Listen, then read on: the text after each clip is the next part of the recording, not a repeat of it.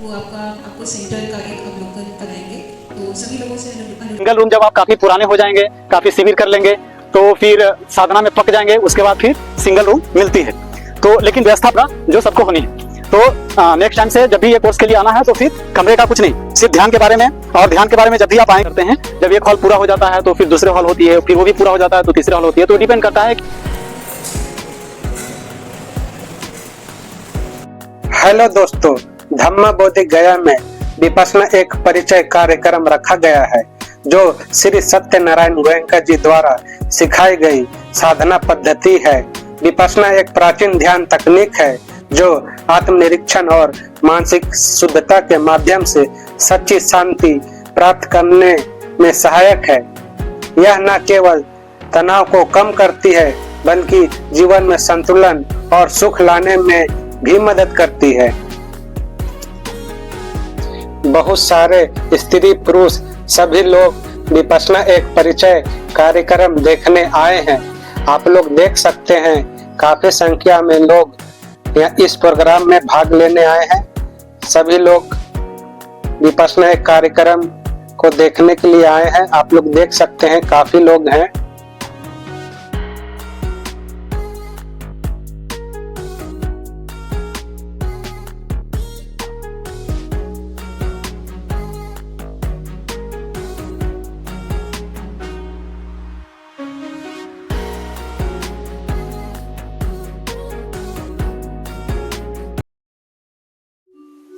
इस कार्यक्रम में विपश्यना आचार्य श्री सत्यनारायण गोयनका जी के द्वारा वीडियो के माध्यम से विपश्यना के बारे में बताया जा रहा है।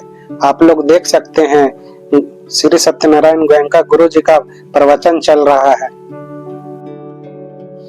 गुरु जी के द्वारा बताया जा रहा है हमें विपश्यना क्यों करनी चाहिए, विपश्यना करने के क्या लाभ हैं, विपश्यना करने से क्या होता है।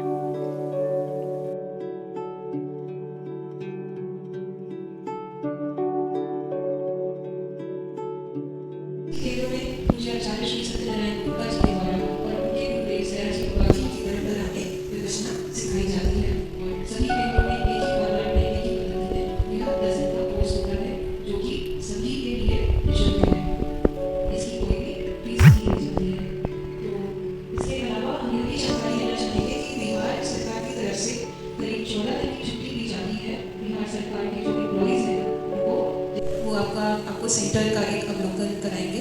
तो सभी लोगों से अनुरोध है कि महिला भोजनालय के बाहर उपस्थित हो जाएं। तो हम सेंटर का एक टूर करेंगे करीब 10 मिनट में, और उसके बाद थोड़ी चाय नाश्ता करके आप लोग विदा हो सकते हैं। जाने से पहले हमारी बाहर एक इन्फॉर्मेशन काउंटर है, जहाँ पर आपको अनुशासन संहिता और अनापान करने के लिए एक पैम्फलेट दिया जाएगा। और अगर आपके कोई और भी प्रश्न हो तो वहाँ पर पूछ सकते हैं। बहुत बहुत धन्यवाद। सिंगल रूम जब आप काफी पुराने हो जाएंगे, काफी शिविर कर लेंगे, तो फिर साधना में पक जाएंगे, उसके बाद फिर सिंगल रूम मिलती है। तो लेकिन व्यवस्था अपने पास है, सिंगल रूम का भी व्यवस्था है, डबल का भी है। पर जब पहली बार आप करने के लिए आए तो ये आशा के साथ ना आए कि हमें सिंगल रूम ही चाहिए। जैसा भी कमरा मिल जाए, जो कुछ खाने को मिल जाए, कहीं भी रहने को मिल जाए, वो फिर हमें करना है। और जब पूरा कोर्स हो जाएगा उसके बाद फिर वही फायदा होगा, जो या तो डबल रूम में हम रहे, या तो सिंगल कमरे में रहे, या तो ट्रिपल कमरे में रहे। आपको फायदा वही होगा जो सबको होनी है। तो नेक्स्ट टाइम से जब भी ये कोर्स के लिए आना है तो फिर कमरे का कुछ नहीं, सिर्फ ध्यान के बारे में। और ध्यान के बारे में जब भी आप आएंगे तो फिर आचार्य जी के जो रहेंगे उनसे आप प्रश्न उत्तर कर सकते हैं। जैसे कि अभी छोटा सा सेशन हम लोग को हुआ, उसमें सवाल जवाब कर सकते हैं। ये भी कमरे ही हैं। ये भी इधर कुछ लोगों का कमरे है, इधर 21 से 22, 13 से 26 सबके कमरे नंबर लिखे हुए हैं। नाम है पुरुष निवास, इसमें कॉमन ब्लॉक इसको बोलते हैं, जो कि रूम संख्या, कमरा संख्या 1 से लेकर के 12 तक है। ये कॉमन टॉयलेट है। टॉयलेट वगैरह की व्यवस्था पर्याप्त है यहाँ पे, कभी कुछ तकलीफ नहीं होगी कि हमें टॉयलेट लगा और यहाँ पे व्यवस्था नहीं, अभी कैसा फील नहीं होता। और मोस्ट ऑफ द रूम्स जो टॉयलेट हैं वो फिर अटैच हैं, वो सारे अटैच वगैरह हैं वो चीजें। आप अभी से बताएं जी, एक रूम में शेयरिंग होती है। हाँ हाँ हाँ, 2 लोग रहते हैं। हाँ जी हाँ जी हाँ जी। तो वो आपस में बात नहीं करेंगे? नहीं, आपस में बातचीत नहीं करते हैं।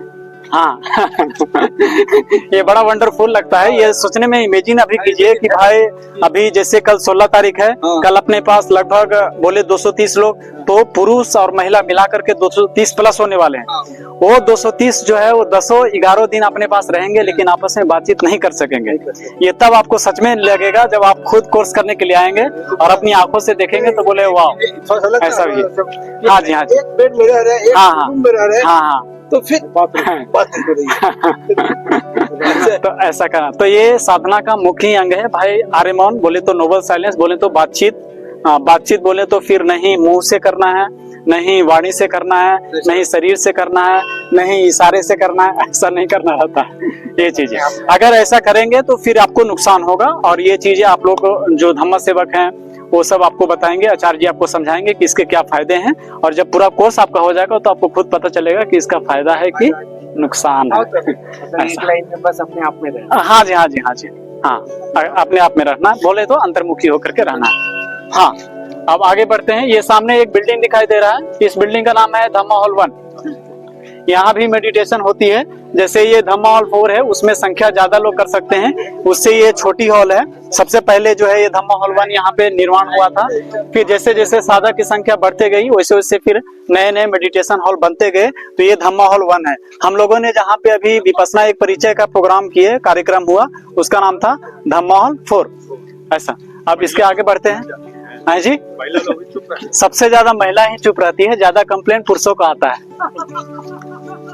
तो ये, हाँ, ये सुनने में थोड़ा अटपटा खटपटा लगेगा, लेकिन जब आप कोर्स में बैठेंगे तो फिर अपनी आंखों से देखेंगे तो फिर लगेगा वाओ, सच में ऐसा है। फिर पैगोडा की ओर जा रहे हैं। यहाँ पे एक बिल्डिंग का नाम है पैगोडा, सुन्नेगार हिंदी में बोलते हैं और फिर इंग्लिश में पैगोडा होती है। ये बिल्डिंग ये दिख रहे हैं, इसका नाम है पैगोडा। इसमें क्या है कि अंदर में छोटी छोटी कमरे बनाई हुई है और उस छोटे छोटे कमरे में जो है वो सब लोग ध्यान करते हैं। सबसे पहले पुराने साधकों को दिए जाते हैं जिन्होंने सबसे पहली बार 10 दिवसीय शिविर कंप्लीट किया हो, वन टाइम एक बार पहले जो कर चुके हैं उनके लिए ये दी जाती है। बाद में जब आप नए साधक होकर के 2-4-5 दिन आप साधना करेंगे उसके बाद ये होगा। ये मंदिर टाइप का दिखने में लग रहा होगा, तो कई लोगों को ऐसा दिमाग में आएगा कि अंदर कोई मूर्ति होगा, तो अंदर कोई मूर्ति वगैरह नहीं है। एक प्रकार के छोटे छोटे कमरे बने हैं जिसमें कि एकांत में अच्छे से ध्यान हम कर सकें, तो उसके लिए हाँ सेल टाइप का बना हुआ है, सेल के अंदर आप ध्यान कर सकते हैं। तो इसको पैगोडा बोलते हैं, हिंदी में सुन्नेगार बोलते हैं। इधर सामने अगर बोल करते हैं, जब एक हॉल पूरा हो जाता है तो फिर दूसरे हॉल होती है, फिर वो भी पूरा हो जाता है तो तीसरे हॉल होती है। तो डिपेंड करता है कि अलग अलग शिविर में कितने लोग आए, कभी कभी 50 आए, कभी 100 आए, कभी 150 आए, कभी 130 आए। तो एक हॉल में जितने लोग, हम लोग एक धम्म कक्ष में बैठ गए, फुल हो गया तो दूसरे धम्म कक्ष में फिर ऐसा करके करते हैं। फिर उधर सामने जो बिल्डिंग दिख रहा है उजला कलर का, वो पाली हाउस हुआ, वहां भी रेसिडेंस है। फर्स्ट फ्लोर है, नीचे ग्राउंड फ्लोर है, तो अलग अलग कमरे हैं बने हुए हैं। सर्टिफिकेट गवर्नमेंट एम्प्लॉय जो रहते हैं उनके लिए इश्यू करते हैं, अदरवाइज फिर सर्टिफिकेट का कोई नीड नहीं। ऐसा मतलब आप पता चलेंगे सेकंड बार आए। हाँ, तो जब आप कोर्स करेंगे तो फिर जब कोर्स कंप्लीट हो जाती है तो उसमें आपका नाम रहता है, उसमें सारा डिटेल, जो टीचर रहते हैं उनका डिटेल्स रहता है, और फिर ऐसा करके वो डेट आपको याद रहना चाहिए। तो ये सब सारा जब फाइनल होती है तो फिर हम लोग बता देते हैं आपको कि आपने ये कोर्स किया है, आपने ऐसा किया, तो आपको पता चल जाएगा। नहीं, सर्टिफिकेट का जरूरत नहीं है ऐसा नहीं। सब वाइट हाँ, तो फिर कलर थोड़ा पसंद का, अभी व्हाइट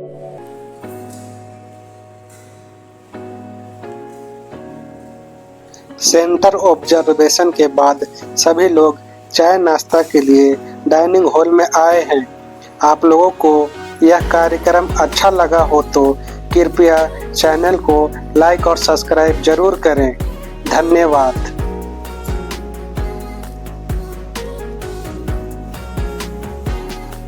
आप लोग अगर अपने फैमिली फ्रेंड को विपस्सना के बारे में बताना चाहते हैं तो कृपया उन्हें ये वीडियो जरूर शेयर करें।